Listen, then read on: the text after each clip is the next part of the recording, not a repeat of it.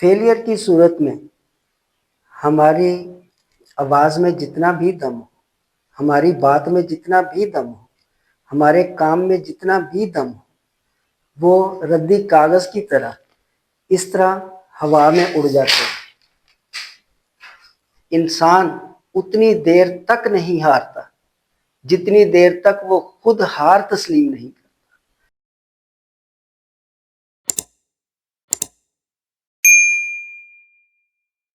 السلام علیکم ساتھیوں، بلی اگر ہمارا راستہ 1000 بار دفعہ بھی کاٹے کوئی غم نہیں ہے، کوئی فیلئر نہیں ہے۔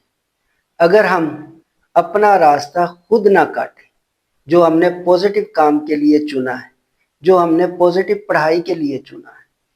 ساتھیوں، انسان اتنی دیر تک نہیں ہارتا جتنی دیر تک وہ خود ہار تسلیم نہیں کرتا۔ چاہے وہ 10 دفعہ ہار جائے، اگر اس نے ہار تسلیم نہیں کی تو وہ نہیں ہارا ہوا ہوگا۔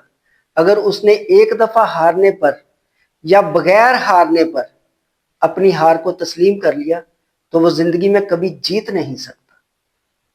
انسان اس وقت ہار جاتا ہے جب وہ ہار تسلیم کرتا ہے۔ 1992 کے ورلڈ کپ میں آپ اخبارات کو اٹھا کر دیکھ لیں، پاکستانی ٹیم میچ ہار رہی تھی۔ پوری دنیا پاکستان کی ٹیم کی طرف دیکھ رہی تھی کہ کیا ہو رہا ہے۔ لوگ سوچ رہے تھے، اپنے ملک کے اندر بھی اور باہر کے ملکوں کے لوگ بھی، کہ پاکستان کی ٹیم اب کیا کر پائے گی۔ لیکن وجہ کیا تھی کہ اللہ پاک نے ہمیں اتنی بڑی کامیابی عطا کی۔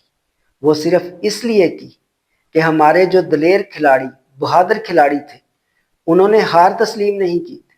پوری دنیا نے ان کو ڈرایا، پوری دنیا کہہ رہی تھی، پاکستان کے باشندے بھی کہہ رہے تھے کہ اب کچھ نہیں ہو سکتا۔ لیکن ہمارے دلیر کھلاڑی جو اس میچ میں کھیل رہے تھے، یہی وجہ تھی کہ انہوں نے کسی کے کہنے پر ہار کو تسلیم نہیں کیا۔ اور پھر رزلٹ کیا ملا؟ رزلٹ ملا 1992 کا ورلڈ کپ۔ جیتنے میں پاکستانی ٹیم جو ہے وہ کامیاب ہو گئی۔ چاہے ہمیں پوری دنیا کہے کہ تم ہار گئے ہو، تم ہار گئے ہو، ہم ہار نہیں سکتے جب تک ہم اپنی ہار کو تسلیم نہ کر لیں۔ تو کسی بھی پوزیٹو کام کو جو شروع کیا ہے ہم نے، اس میں ہمیں ہار تسلیم نہیں کرنی چاہیے۔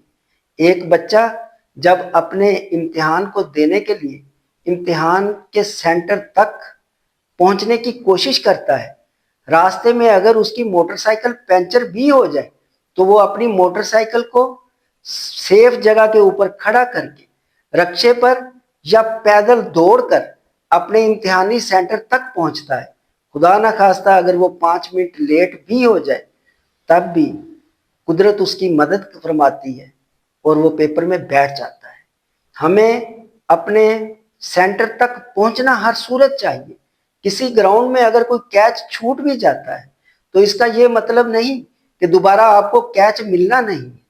ہمیں کامیابی کے موقع بار بار ملتے ہیں۔